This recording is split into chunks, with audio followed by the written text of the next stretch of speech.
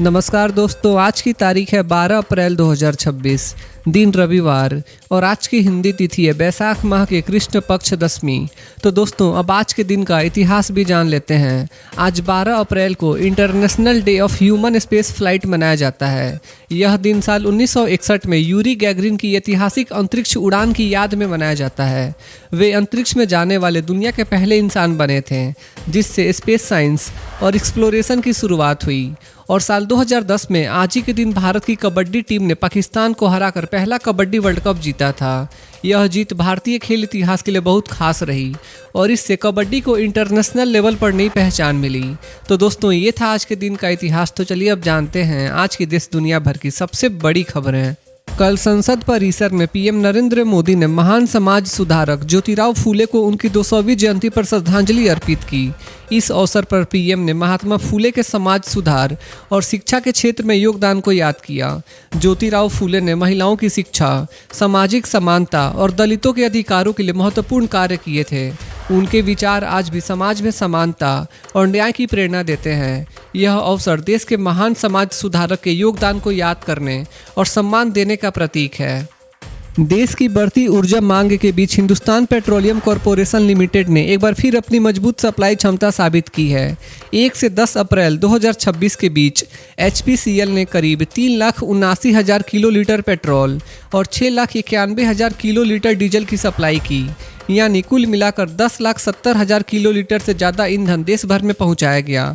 इसके लिए 70,000 से ज़्यादा टैंकरों का इस्तेमाल किया गया, जिससे देश भर में फ्यूल सप्लाई पूरी तरह सुचारू बनी रही। वहीं LPG सेक्टर में भी HPCL ने 146 लाख से ज़्यादा सिलेंडर डिलीवर किए, जो बढ़ती मांग के बीच एक बड़ा आंकड़ा है। छोटे यानी 5 किलो और 2 किलो के LPG सिलेंडर की मांग भी बढ़ी है, जो खासकर माइग्रेंट और गरीब वर्ग के लिए मददगार साबित हो रहे हैं। डिजिटल सिस्टम में भी HPCL आगे है, जहां 99% से ज़्यादा LPG बुकिंग अब ऑनलाइन हो रही है और OTP आधारित डिलीवरी से पारदर्शिता और सुरक्षा सुनिश्चित की जा रही है। कुल मिलाकर HPCL देश की ऊर्जा जरूरतों को पूरा करने में अहम भूमिका निभाता नजर आ रहा है। वेस्ट एशिया के हालात के बीच भारत में जरूरी सेक्टर पूरी तरह स्थिर बने हुए हैं। भारत सरकार के अनुसार देश भर में LPG की सप्लाई सामान्य है और सिर्फ एक दिन में ही 51 लाख से ज़्यादा सिलेंडर डिलीवर किए गए। PNG को बढ़ावा भी तेजी से मिल रहा है। अब तक 26,000 से ज़्यादा उपभोक्ताओं ने LPG कनेक्शन छोड़कर PNG अपनाया है। तेल कंपनियों ने 5 किलो वाले छोटे LPG सिलेंडर के लिए करीब 2900 अवेयरनेस कैंप्स भी लगाए हैं। इसी बीच इंडिया का LPG जहाज जग विक्रम स्ट्रेट ऑफ हॉर्मुज को सुरक्षित पार कर चुका है, जो देश की ऊर्जा सुरक्षा के लिए अहम संकेत है। साथ ही 2000 से ज़्यादा भारतीय नाविकों को गल्फ क्षेत्र से सुरक्षित वापस लाया जा चुका है और भारतीय दूतावास 24 घंटे हेल्पलाइन के जरिए लोगों की मदद कर रहे हैं। कुल मिलाकर वेस्ट एशिया तनाव के बावजूद भारत में ऊर्जा और जरूरी सेवाएं पूरी तरह सामान्य बनी हुई हैं। भारत के डिजिटल भुगतान सिस्टम के लिए आज एक ऐतिहासिक दिन है। यूनिफाइड पेमेंट्स इंटरफेस ने अपने 10 साल पूरे कर लिए हैं। 2016 में national payments corporation of India द्वारा शुरू किया गया UPI आज देश की पेमेंट सिस्टम की रीढ़ बन चुका है। पिछले एक दशक में UPI ने भारत को कैश बेस्ड इकोनॉमी से रियल टाइम डिजिटल पेमेंट्स की ओर तेजी से आगे बढ़ाया है। 2021 में जहां 216 बैंक जुड़े थे, वहीं जनवरी 2026 तक यह संख्या बढ़कर 691 हो गई है। फिनांस मिनिस्ट्री के अनुसार UPI का ग्लोबल रियल टाइम पेमेंट्स में करीब 49% हिस्सा है, जिसे इंटरनेशनल मॉनिटरी फंड और वर्ल्ड बैंक जैसे अंतर्राष्ट्रीय संस्थानों ने भी सराहा है। UPI अब सिर्फ भारत तक सीमित नहीं है, यह UAE, सिंगापुर, भूटान, नेपाल और मॉरिशस जैसे देशों में भी इस्तेमाल हो रहा है। आज UPI सिर्फ एक पेमेंट सिस्टम नहीं, बल्कि लोगों के लिए तेज, आसान और पारदर्शी लेन देन का सबसे भरोसेमंद प्लेटफॉर्म बन चुका है। भारत और अमेरिका के बीच रक्षा सहयोग को लेकर एक बड़ी बैठक हुई है। अमरप्रीत सिंह और केनेथ विल्स बैच के बीच उच्च स्तरीय वार्ता में दोनों देशों ने अपने स्ट्रेटेजिक डिफेंस पार्टनरशिप को और मजबूत करने पर जोर दिया। इस दौरान इंडो पैसिफिक क्षेत्र में ट्रेनिंग और सिक्योरिटी कोऑपरेशन पर खास चर्चा हुई। अमेरिकी अधिकारियों ने कहा कि भारत के साथ साझेदारी एक फ्री और ओपन इंडो पैसिफिक के लिए बेहद अहम है। बैठक में MQ-9B स्काई गार्जियन ड्रोन्स की खरीद और उनके इस्तेमाल पर भी चर्चा हुई। साथ ही मॉडर्नाइजेशन, ज्वाइंट ट्रेनिंग और डिफेंस टेक्नोलॉजी को लेकर सहयोग बढ़ाने पर सहमति बनी। अमरप्रीत सिंह ने कहा कि ऐसी बैठकें दोनों देशों की सेनाओं के बीच कोऑर्डिनेशन और ताकत को और बढ़ाती हैं। अपने दौरे के दौरान उन्होंने यूएस के कई अहम एयरबेस भी विजिट किए और एडवांस्ड फाइटर जेट F-15EX में उड़ान भी भरी। यह पूरा दौरा भारत और अमेरिका के बीच मजबूत होते डिफेंस रिलेशंस का संकेत माना जा रहा है। मानव अंतरिक्ष इतिहास में एक और बड़ी उपलब्धि जुड़ गई है। नासा का आर्टेमिस 2 मिशन सफलतापूर्वक पूरा हो गया है। करीब 10 दिन की अंतरिक्ष यात्रा के बाद ओरियन कैप्सूल पैसिफिक ओशन में सुरक्षित स्प्लैश डाउन कर चुका है। इस मिशन के दौरान चारों अंतरिक्ष यात्री चंद्रमा के पास तक पहुंचे और करीब 2.5 लाख मील तक दूर यात्रा की, जो अब तक की सबसे लंबी मानव अंतरिक्ष उड़ानों में से एक है।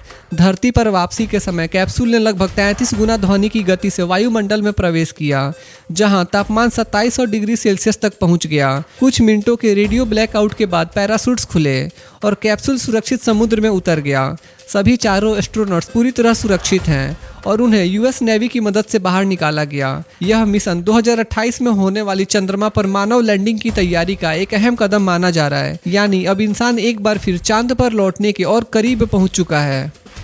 भारत और सऊदी अरब के बीच व्यापार और सहयोग को लेकर एक अहम बातचीत हुई है।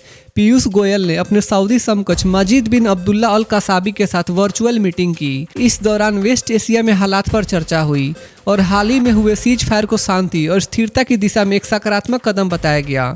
पीयूष गोयल ने सऊदी अरब के लोगों की सराहना की, जिन्होंने मुश्किल हालात के बावजूद सप्लाई चेन को मजबूत बनाए रखा। उन्होंने ऑनगोइंग कॉन्फ्लिक्ट के दौरान हमलों की कड़ी निंदा भी की। साथ ही भारत के नागरिकों की सुरक्षा के लिए सऊदी अरबिया द्वारा किए गए प्रयासों की खुलकर तारीफ की। यह बातचीत भारत और सऊदी अरब के बीच मजबूत होते रिश्तों और सहयोग का संकेत देती है। किसानों को नई तकनीक से जोड़ने के लिए मध्य प्रदेश में एक खास पहल की गई है। राजनाथ सिंह ने रेसेन जिले के दशहरा मैदान में 3 दिवसीय उन्नत कृषि महोत्सव का उद्घाटन किया। यह महोत्सव 11 से 13 अप्रैल तक आयोजित हो रहा है, जहां किसानों को मॉडर्न एग्रीकल्चर से जुड़ी नई तकनीकों की जानकारी दी जा रही है।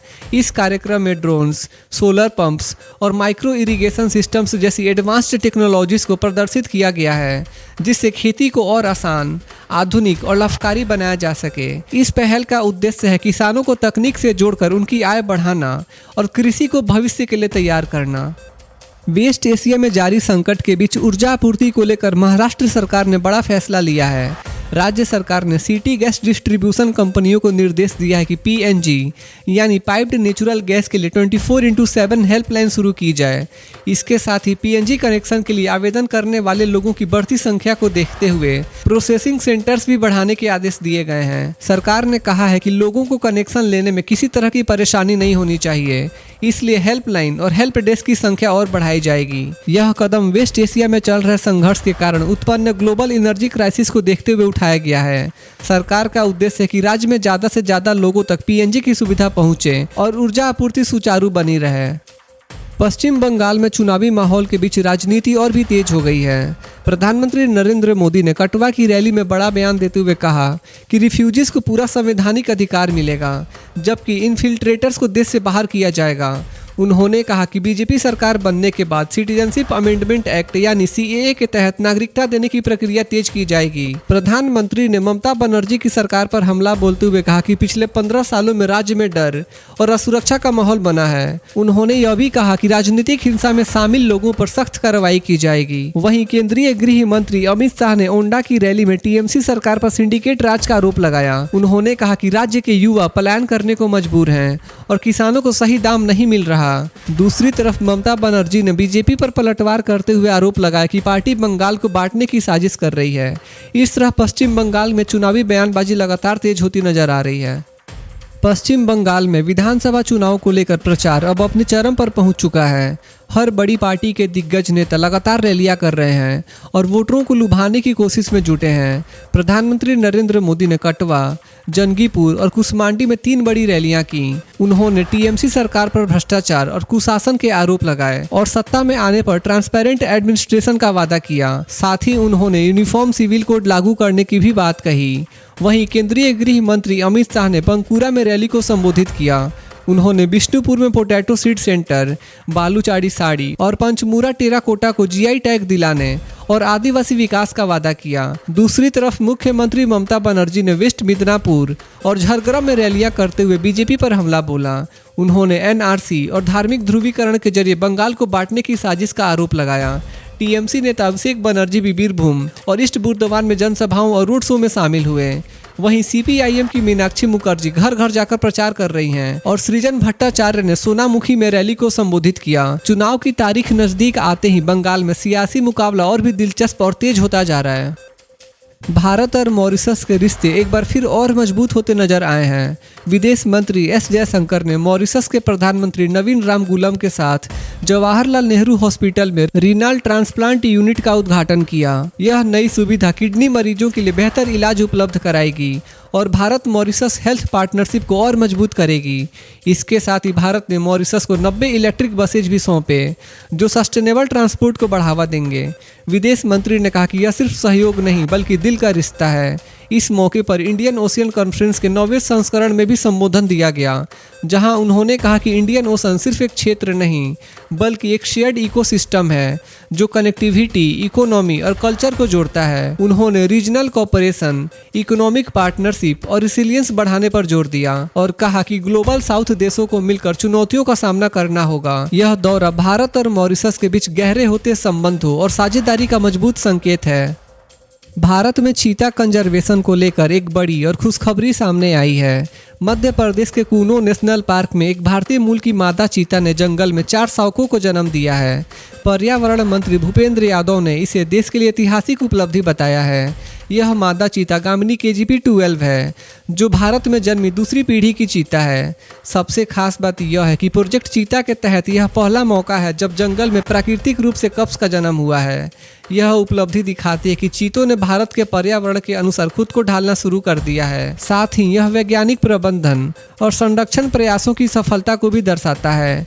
यह कदम भारत में चीता पॉपुलेशन को स्थायी रूप से बढ़ाने की दिशा में एक बड़ा मील का पत्थर माना जा रहा है। आज सोना और चांदी के दामों में हल्की तेजी देखने को मिली है। आज 24 कैरेट सोने की कीमत करीब 15,300 से 15,500 रुपये प्रति ग्राम के बीच चल रही है। यानी 10 ग्राम सोना लगभग 1,53,000 से 1,55,000 रुपये तक पहुंच गया है।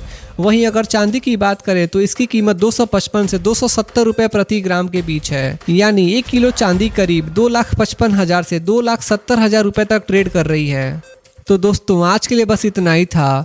देश भर के छोटे बड़े अपडेट्स और हर दिन के लेटेस्ट न्यूज़, करंट अफेयर्स देखने के लिए हमारे यूट्यूब न्यूज़ चैनल इंडियन जनता न्यूज़ को सब्सक्राइब जरूर करें। मिलते हैं अगले वीडियो में, तब तक के लिए बाय बाय, टेक केयर, जय हिंद।